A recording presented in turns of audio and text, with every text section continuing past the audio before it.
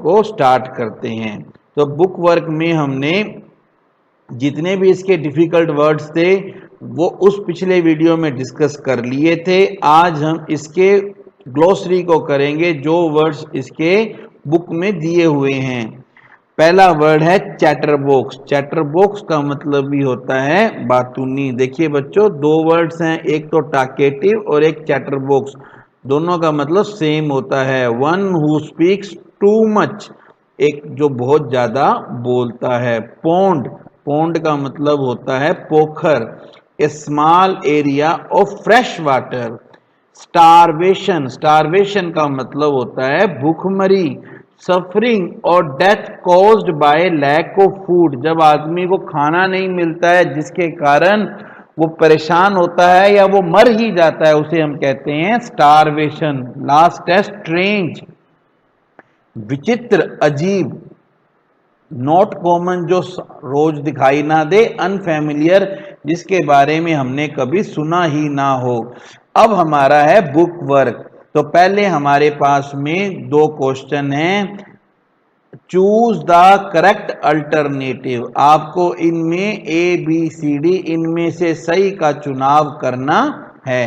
The cranes and the tortoise were worried about, सारस और कछुए को किस बात की चिंता थी? देखिए, उनको बड़ी झील की चिंता थी। आपने चैप्टर पढ़ा है ना? नहीं थी। उनको डंडी स्टिक की चिंता थी? नहीं थी। तीसरा है ड्राइंग पौंड, ये बिल्कुल सही है, उनको सूख रहे तालाब की चिंता थी। ये दोनों तीनों गलत हैं और ये बस एक सही है। हु स्पोक टू मच, कौन बहुत ज्यादा बोलता था? क्या गांव वाले बोलते थे? नहीं। क्रेन बोलते थे? नहीं। Tortoise, very good. टोटोइज जो है, कछुआ बहुत ज्यादा बोलता था। चैप्टर का नाम ही यही है, ए टॉकेटिव टोटोइज। अब हमें बताना है कि ये स्टेटमेंट ट्रू है या फॉल्स है। ये जो नीचे जो लाइन दी गई है वो सही है या गलत है?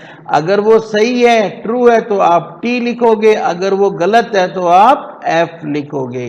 तो पहला है the tortoise helped the cranes, क्या कछुए ने सारस की मदद की? नहीं, बल्कि किन्होंने मदद की थी? सारस ने कछुओं की मदद की थी। तो ये हुआ फॉल्स।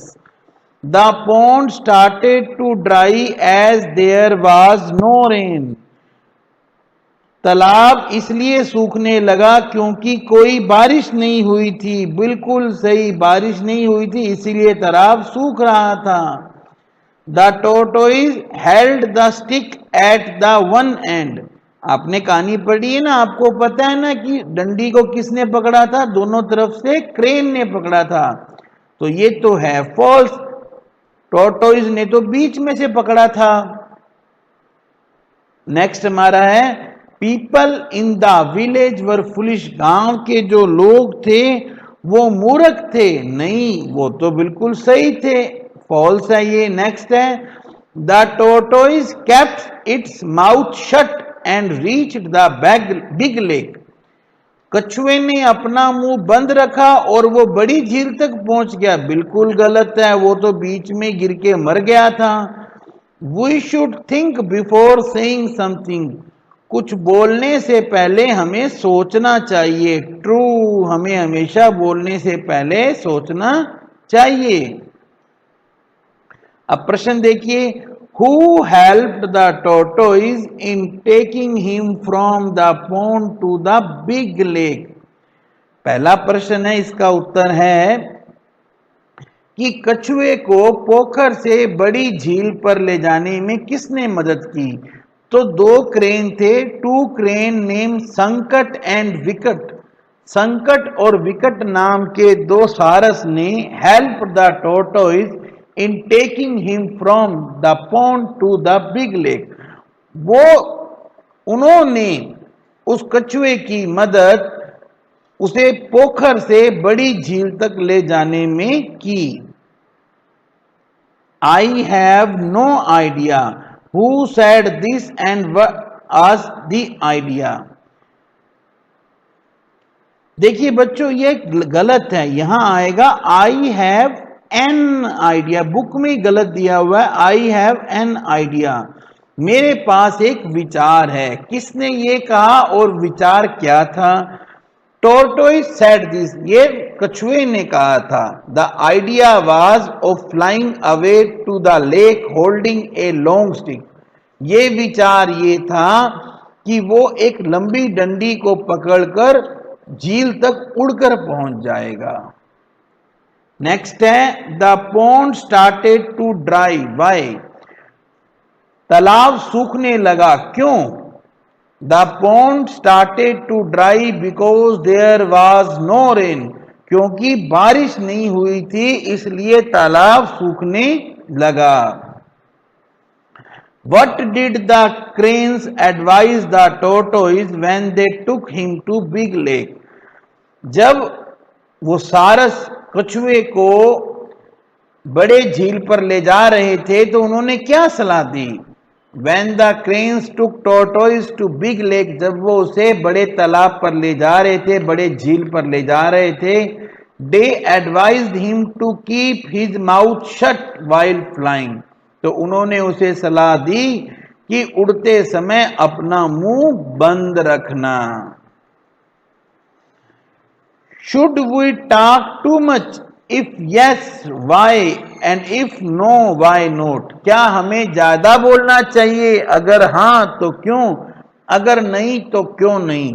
तो इसका आंसर है we should not talk too much because it loses the sense of the topic, हमें ज्यादा नहीं बोलना चाहिए क्योंकि इससे जो जिस टॉपिक पर हम बात कर रहे हैं ना उसका अर्थ खत्म हो जाता है। It may cause harm to us, इससे हमें नुकसान भी हो सकता है।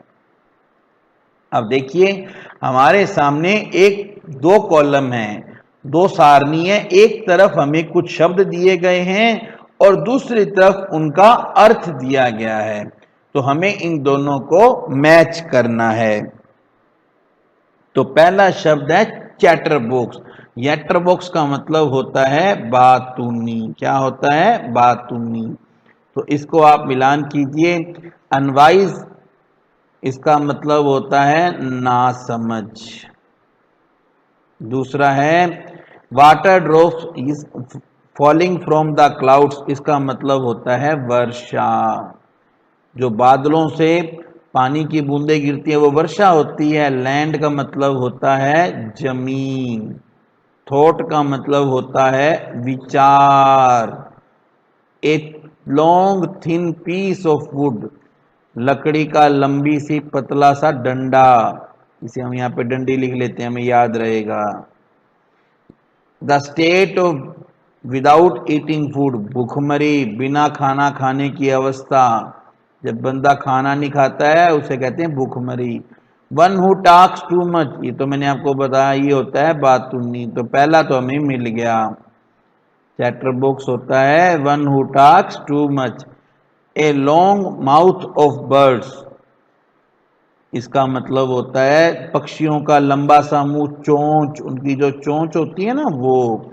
दूसरा है स्टारवेशन। स्टारवेशन का मतलब होता है भूखमरी। तो बच्चों ढूंढो इसमें भूखमरी कहाँ है?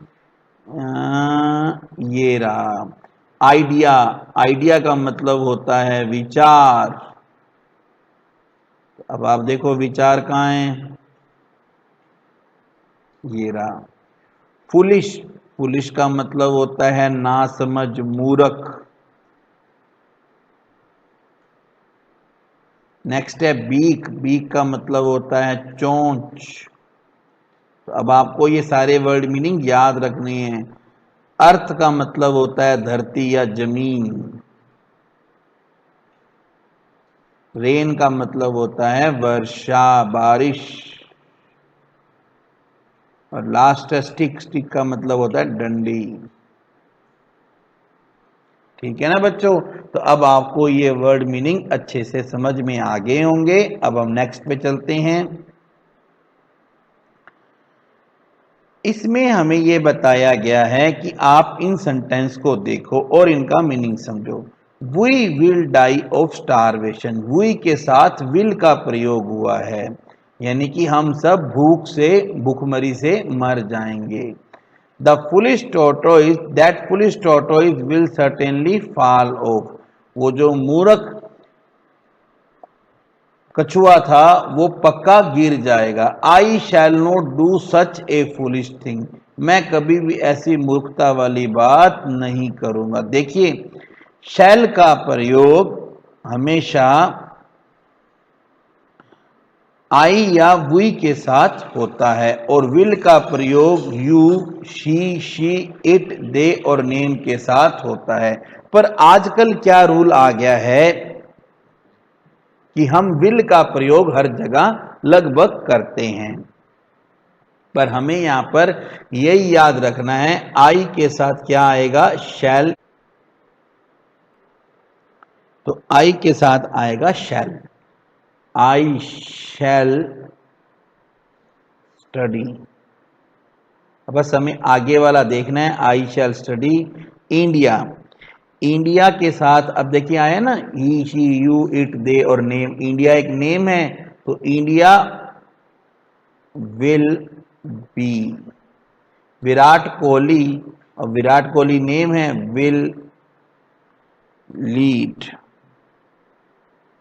तान्या, तान्या नेम है, Tanya will buy. You, you के साथ भी विल आता है, देखिए लिखा हो ना, यू के साथ में क्या आता है, विल। You will learn. ठीक है बच्चों, अब नेक्स्ट हमारा एक्टिविटी है, ये एक अंताक्षरी खेलनी है। क्लास को 2 ग्रुप्स में डिवाइड कर देंगे, तो ये अंताक्षरी तो बच्चों आप अपने साथ खेलना। और नेक्स्ट है एक इनफॉर्मल लेटर लिखना है, तो ये भी जब हम ग्रामर का टॉपिक कवर करेंगे तब हम इस इनफॉर्मल लेटर को लिखेंगे।